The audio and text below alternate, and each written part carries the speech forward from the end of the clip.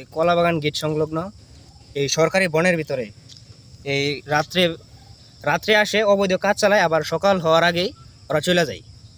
এখানে এই দেখেন গাছের কি অবস্থা, এলাকাবাসীর অনেকে গরু মারা গেছে, অনেকে অনেক ক্ষতিগ্রস্ত হয়েছে।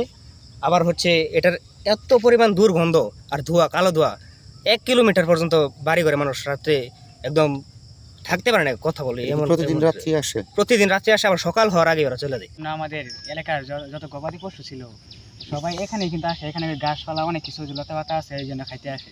এর মাঝে গত বছরে এখানে একটা গরু আসছিল, খালি শুংছে, পানিটা খালি শুঙার পরেই গরুটা নগদ ওইখান থেকে উঠে ওইখানে গেছে, তারপর ডইলা করে মারা গেছে।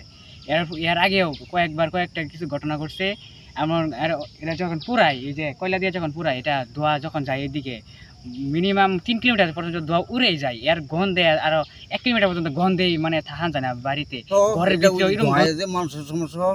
আবার এই যে এটার ধোয়া দিয়ে আনো গরু দিয়ে ঘাস খেতে গরু কিন্তু মারা যায়। কতদিন ধরে এরকম হচ্ছে? এটা আজ 10-12 দিন থেকে। এটা বন্ধ করার কোনো রাস্তা নাই? এটা বন্ধ করার তো সবারই জানা নিয়েছে, জানানি করে দিয়ে করে এলাকা। এই হলো আপনাদের বন বিভাগের জায়গা, মাঝখান থেকে একটা রাস্তা হয়েছে, পাশাপাশি এই সীসা গালা, এই বিষয়টা জানেন?